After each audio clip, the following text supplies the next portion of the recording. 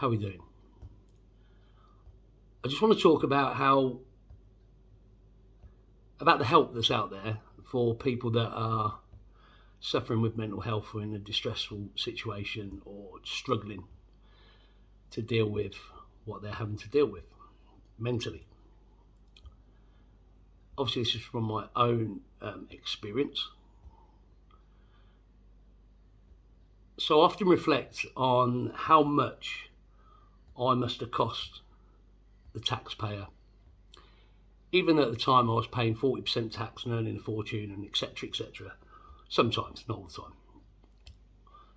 the time. Yeah.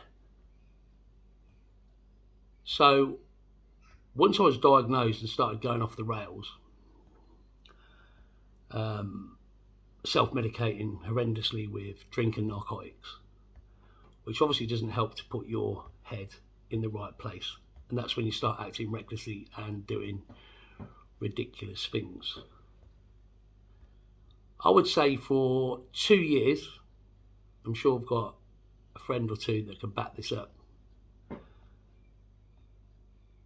the police must have been called 3 times, ambulances 3 or 4 times, hours and hours spent at general hospitals, taking up a bed. Obviously, I did need the help, but I look back and think, why didn't I do what I'm doing now? I suppose I weren't ready, actually. Don't know. But anyway, taking up a hospital bed, then waiting on crisis team for hours to come and see you, then perhaps being sectioned into a hospital where you're taking up another valuable bed. Thousands and thousands and thousands of pounds, tens of thousands, must have been spent on me with my behaviour or what I was going through. I ain't no do-gooder, but I did feel obliged to email the police on one occasion and thank them for all the times that really they put me first in that situation. They haven't in other walks of life that I've walked, but in that situation I've had armed response, doors gone in, and they've always been pretty spot on. So once you're then taken by the police, and obviously then go to your hospital, still in distress, it's when you see other people that have been in car crashes or seriously ill or broken limbs, things like that. It was really hard for me to deal with, and I suppose it's for anybody. So I used to walk no end, like walk out, but then you're not allowed to, then get collected. I was just thinking the other day, I've had no ag in 18 months, perhaps nearly 2 years. No phone calls to the crisis team. Level of care has gone down from level 3 to 2, which means not such a high risk. And it's something I'm double-edged sword, really, quite proud of, but a bit ashamed for, from what happened, things like that, why I couldn't do that then. Don't know the answer to that. So for all the people out there that you can't get hold of your doctor, there's no help out there, I just don't agree. Your first port of call is your GP. I'm lucky to have a real good GP who's known me for years and years and years. Even though I've changed my address, he knows that. I've stayed with him, and he's a good chap. And I can talk to him on the level, which is always with no bullshit, no nonsense and things like that. And is spot on. So your first port of call is your GP. If you're struggling, if you're really struggling, your first port of call is your GP. And it might take 2, 3, 4 times, because, you know, obviously the first thing is, yeah, you're depressed or going through a little bit, you've got things going on in your life. So it can be tricky. For myself, it was a friend that said something isn't right. I said, yeah, I know, I'm just a character, and, like, you know, that's how it is. And they said, no, something really isn't right. And then luckily got to then see a top CPN, who then diagnosed me with EUPD, BPD, personality disorder. After then, I fought it for a year, weren't having none of it, load of nonsense, feeling sorry for myself. I've abused myself. No, I haven't abused myself. Just lived a bit recklessly, not bad, but, like, you know. But then opening up and getting to see psychiatrists and professional help and admitting it in the end is when they start digging deep into the stuff that you've buried in your head, and then what you thought was insignificant, such as what you saw as a child or what you had to experience, etc., has a massive impact on the way you behave and the way you conduct yourself, possibly throughout adult life, unless you not get a grip, that sounds really easy and flippant, unless you try and get on top of it. So as much as I didn't want to walk out in the pissing down rain and get on that bus for a 7-mile journey, because I was skint and I couldn't work and I was ill and I couldn't leave the house, I went. And I went every week for 24 weeks. Didn't miss one.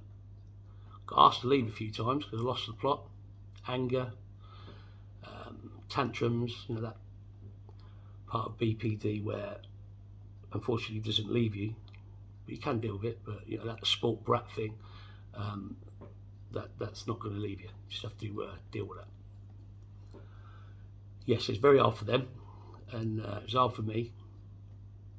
But in the end, I learned so much, and it lifted the guilt. I could then honestly look back and work things out, why I respond and why I act slightly different, or perhaps more emotional, or more, it means more, because they actually explained it.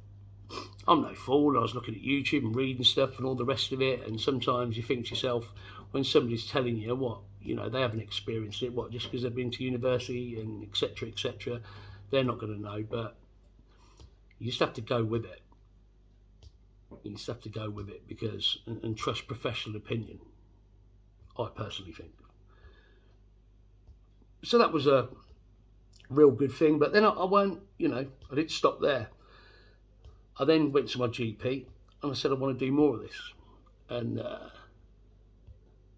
I've done some private counselling for another 12 weeks. Again, no transport, because 3 years ago, recklessly lost my licence, etc., and whatever. Got that back, by the way, now. And just try to learn as much and listen as well. Listen to people that are professional in this field, which are far and few between, actually. It's quite one that I think I've said before, that a lot of doctors or psychiatrists, they dodge because it's really, really complicated, or cause them ag, as I like to say. So then I had to, like, you know, with that, start looking at myself personally. Just 15 double vodkas, help you with your mental health? Does stupid amounts of Columbia margarine powder help you with your mental health? Sleeping patterns. So those two things alone are then going to make you up, or get up late, go bed late, the rest of it. It's just going to be all wishy-washy, and there's no way in this world you're giving yourself the chance to move on or live with or come to terms with BPD. I didn't know about disassociation, which is a great thing now. So now and then when I come back, I can explain to the person that, I'm not being rude. I actually don't even know why it happens. I need to look at that, but it happens all the time. So I do get a little bit frustrated when people, do I get frustrated? I suppose it's BPD trait, isn't it? Overcaring, all or nothing, real love. Even for friends, even for people I don't know, I try and help anybody really. To the point where sometimes I used to sacrifice myself for my own well-being, which is still a tricky one. Because without people out there, that's an absolute fact, without friends and people that help me emotionally, financially, because I was reckless and trying to buy my way out of it. So professional basis, emotionally, financially, friends.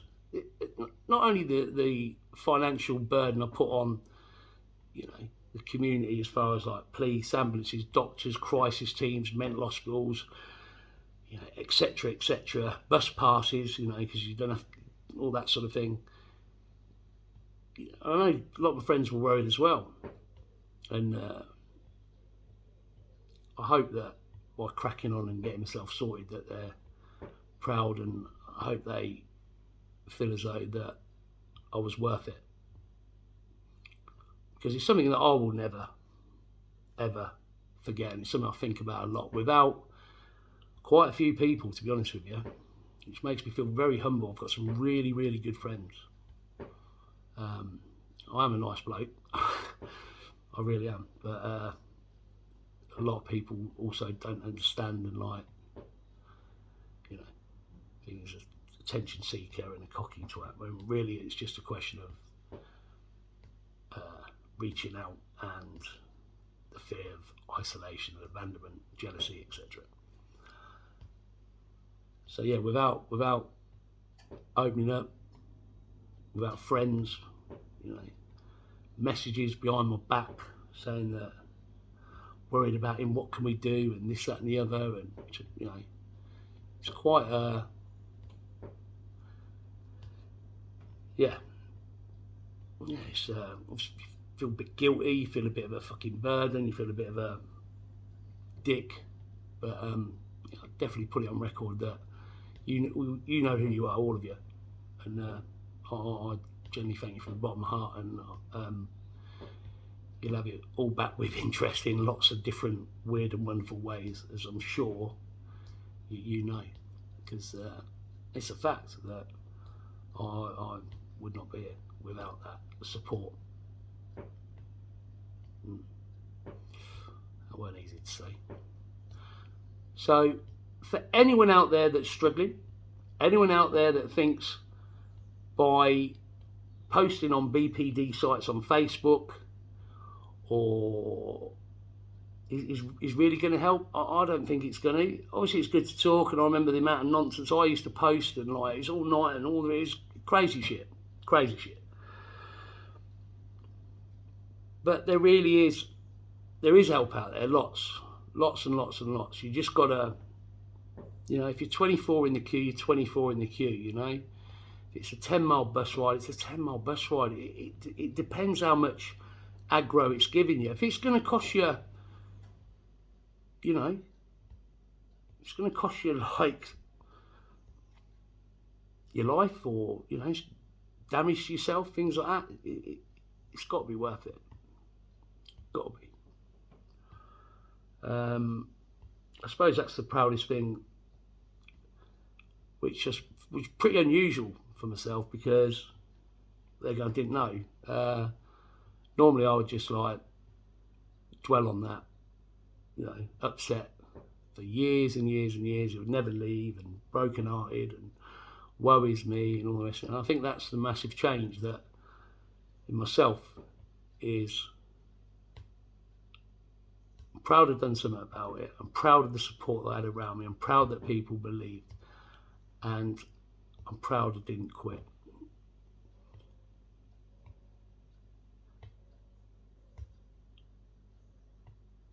Yeah. But what's good for me might not be, do you know what I mean? We're all different.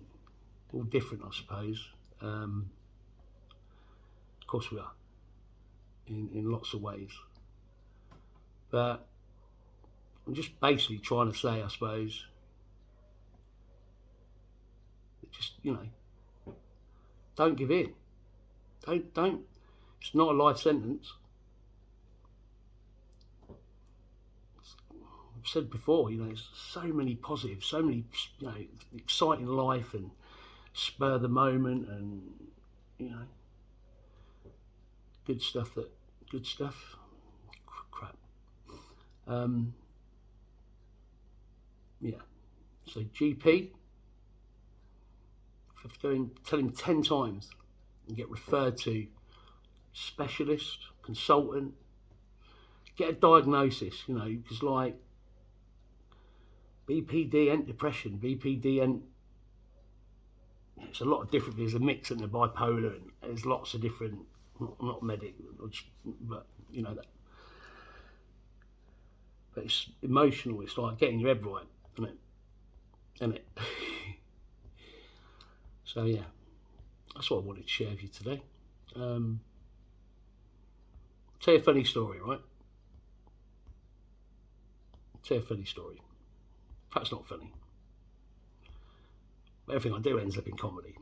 So perhaps weren't meant to be anyway. On a dark day once, yeah, I let my dog off the lead. You got these dogs with a long and short lead. I climbed the tree. I was going to hang myself.